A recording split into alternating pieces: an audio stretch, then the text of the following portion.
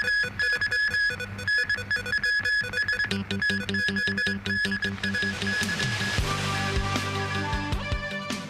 city's economy shrank 3.5% in 2022.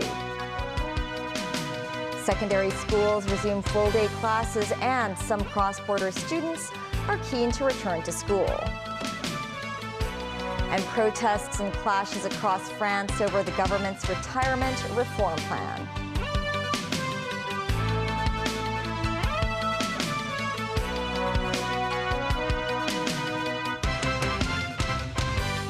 Hello and welcome to TVB News. Hong Kong's economy shrank 3.5% last year.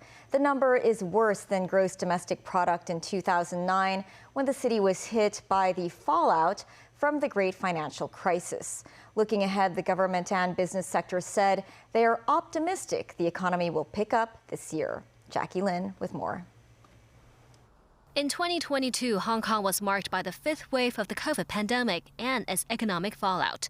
That's before the government phased out a slew of social distancing measures and travel restrictions towards the latter part of the year. According to advanced estimates from the Census and Statistics Department, Hong Kong's gross domestic product for the fourth quarter declined 4.2% year-on-year, meaning GDP retreated for all 4 quarters last year. Starting September, the government scrapped quarantine mandates for inbound travelers with a 0+3 arrangement and further eased social distancing curbs in October. In the fourth quarter, private consumption expenditure rebounded 1.7%, ending the downward trajectory over the previous 3 quarters. Still, worsening external factors such as rate hikes continue to weigh on the city's trade performance. Total imports and exports of goods cratered some 23% and 25% year-on-year, respectively. Gross domestic fixed capital formation, which reflects foreign investment, also shed more than 10%, marking a drop for the 5th consecutive quarter. Looking ahead, Chief Executive John Lee said Hong Kong's economy will make great strides with the reopening of borders with the mainland and the rest of the world. 我深信香港嘅未來係風光錦繡。 Lee said more upbeat spending sentiment would boost the travel, retail, and catering industries, which could drive the overall recovery of the economy. 香港係一個國際城市。 A view echoed by Jonathan Choi, chairman of the Chinese General Chamber of Commerce Hong Kong, who believes a promising outlook is in store for re-export trade, financial and professional services this year. Business scholar Simon Lee, meanwhile, struck a more cautious tone. I don't think that everything can be solved by the opening of the border. Because the bases are too low, I think rebound is possible, but not too optimistic. Why? Because, the economic growth of China slowed down, and also with the strong US dollar, which means strong Hong Kong dollar. Then people from mainland, they would think that the service and the goods in Hong Kong are comparatively expensive, more expensive than before. This will have adverse effect on our GDP growth. He suggested the government offer more tax rebates to woo more businesses and foreign investment to Hong Kong so as to create more job opportunities in the city. Jackie Lin, TVB News. Hong Kong reported 455 new PCR positive cases and 5 more deaths. The city's secondary schools resumed full-day classes on campus today, but the government has yet to announce arrangements for cross-border students. Some of them decided not to wait and returned to classes in Hong Kong today after paying for their PCR tests on the mainland. Sharon Tang reports. Shangshui MTR station was packed with students rushing back to school this morning. Many of them are cross-border students. They need a negative PCR test result and secure a slot to return to the mainland when the school day is over. Against all odds, this secondary school student is finally going back to school after 3 years. The last time he was here, he was a primary student. The student said his trip is worthwhile, adding that he's only fulfilling his civic duty by getting tested. This boy said having online classes without meeting his classmates over the past few years had been a boring experience. This father said it's acceptable to have his child tested on the mainland every other day, as each test costs only 12 yuan. More than 30 cross-border students returned to this primary school today. The principal said some students spent an hour and a half going to school today due to border restrictions. For cross-border students, he hopes the authorities will lift quota and testing restrictions by the end of the month, allowing the remaining 220 pupils to return to the campus. Meanwhile, most public hospital wards in Hong Kong have relaxed visiting arrangements starting today. Visitors no longer need to make prior bookings, and they can meet the patients for up to 2 hours. Only 2 visitors are allowed each time, and they still have to present negative test results. But those who have displayed symptoms such as fever and cough, as well as children aged under 12, are not allowed to visit patients. So far, the 5th wave of the pandemic has claimed more than 13,000 lives. Government Pandemic Advisor Yuen Kwok-yung suggested earlier that an independent panel be set up to review what could have been done better in terms of pandemic control, which the chief executive has turned down. Lau Chak-sing, the Dean of Medicine at the University of Hong Kong, who is also a government pandemic advisor and was previously tight-lipped over Yun's suggestion, said today that a review is needed. He said it is important to review how primary health care can be better developed, especially for the elderly. Sharon Tang, TVB News. Chinese health officials said the current wave of COVID infections in the country is coming to an end, adding that different cities and towns have developed an immunity barrier against the coronavirus. After the Lunar New Year holidays, more people have returned to Beijing. In this shopping mall in Shaoyang district, some people took off their face masks to enjoy food and drinks. Some Beijing residents said most forms of activity have returned to nearly the same as before the pandemic. Meanwhile, Beijing authorities said they will carry out a survey to help assess the COVID situation in the city. This includes conducting serological tests on about 5,000 residents across 16 districts in the capital city. America and 3 allies have imposed further sanctions on Myanmar, with curbs on energy officials and junta members, among others. It's been 2 years since military generals in Myanmar, also known as Burma, led a coup against the quasi-civilian political system that was created by the military. Conditions, however, in Burma continue to grow more dire. So that's why we're taking some additional action today to impose sanctions on 6 individuals and 3 entities linked to the regime's efforts to generate revenue and procure arms. So we're going to continue to work with allies and partners to push for accountability for the military's atrocities.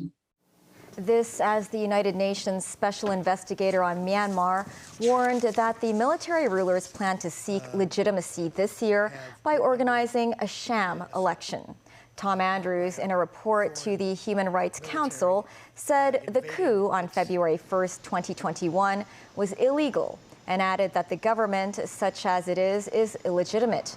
He noted that most of the international community has refused to accept the military's claim to be a legitimate government, with the exception of a small minority of countries. There have been protests and clashes across France over President Emmanuel Macron's plan to raise the retirement age from 62 to 64. Macron says it is necessary in order to ensure the viability of the French pension system. But opinion polls show a substantial majority of citizens are against such a move.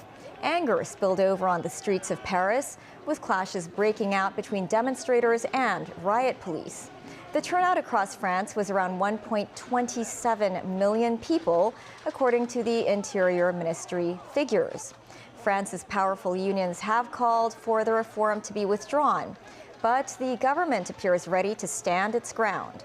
Prime Minister Elizabeth Borne was forced to concede the protests had been heard, but wholesale changes to the reform are unlikely.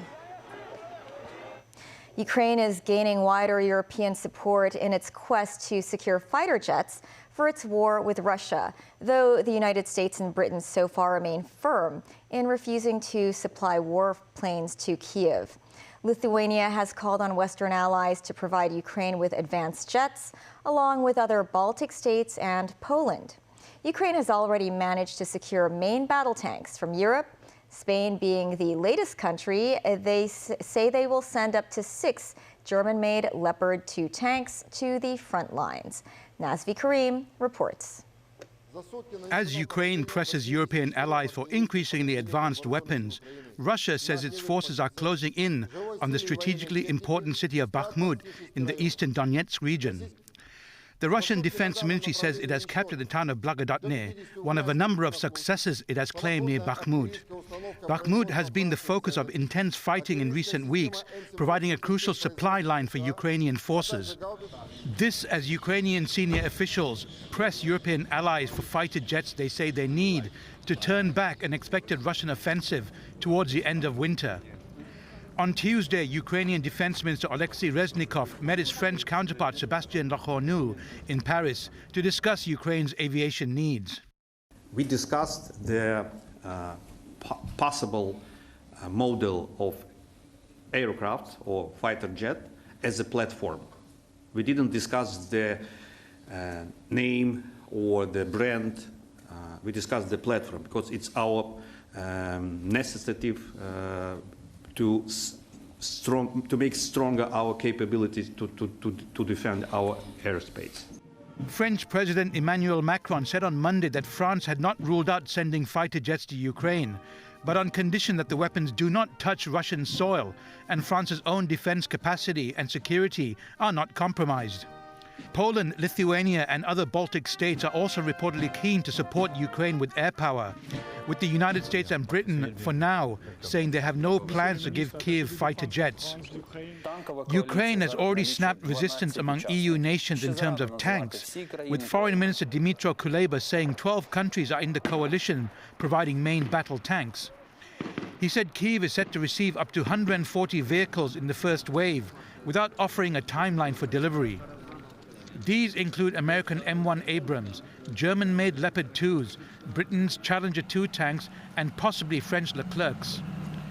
Kremlin spokesman Dmitry Peskov said the call to supply Ukraine with fighter jets shows that European countries seem ready for escalation of the war without thinking of the consequences. Nazvi Karim, TVB News. Still ahead, proposed changes to the law to keep up with technological advancements in automobiles. Walk-in services at smart identity card replacement centers will be suspended from tomorrow.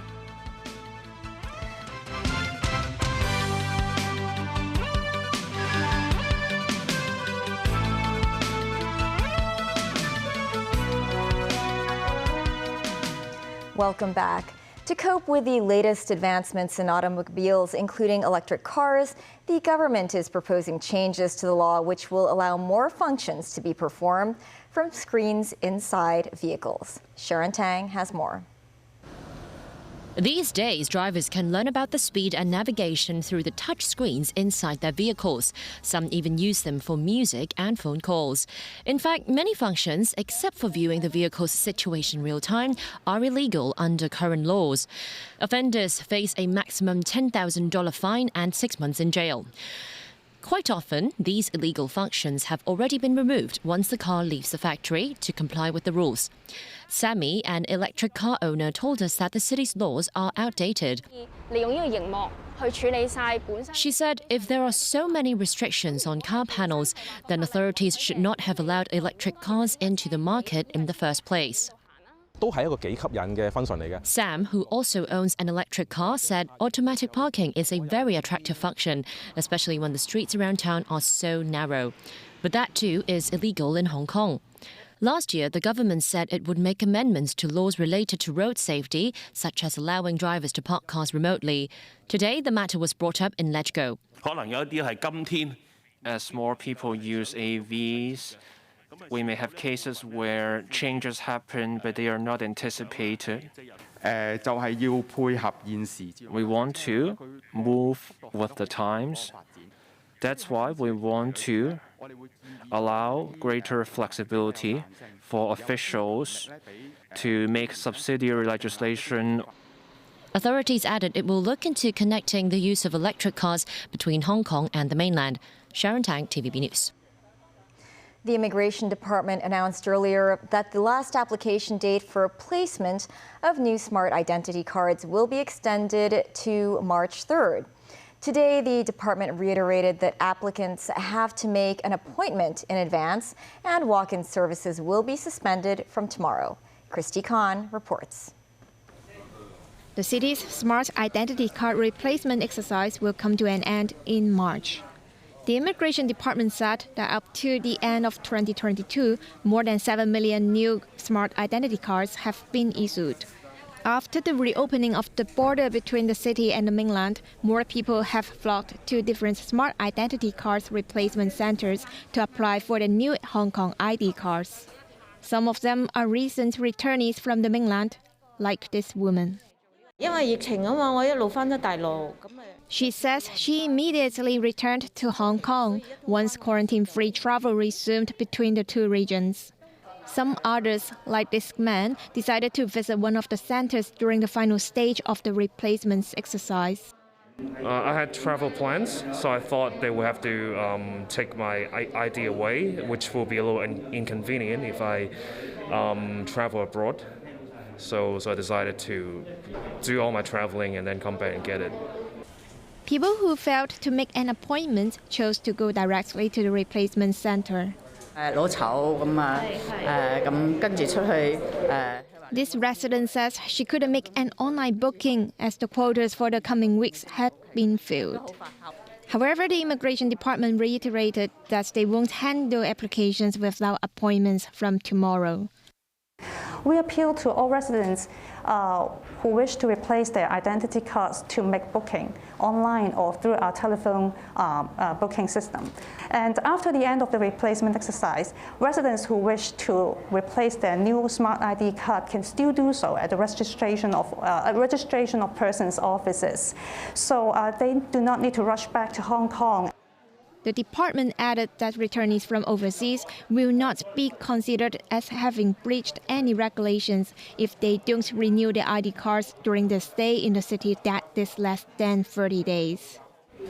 All smart identity card replacement centers will cease providing services from the 4th of March. The Immigration Department said they will closely monitor the situation and consider implementing more measures to offer assistance to residents, such as extending the service hours of registration of persons' offices. Christy Khan, TVB News. Starting today, cannabidiol, or CBD, is listed as a dangerous drug in Hong Kong, alongside heroin and cocaine. Those found guilty of trafficking or illegal manufacturing of CBD or its products are liable to a maximum penalty of life imprisonment and a fine of $5 million. Illegal possession or consumption of CBD is punishable by up to 7 years behind bars and a fine of $1 million. As of Sunday, the government collected 77,000 CBD items at collection points for citizens to discard cannabidiol products. They range from skincare products to edible oil and supplements.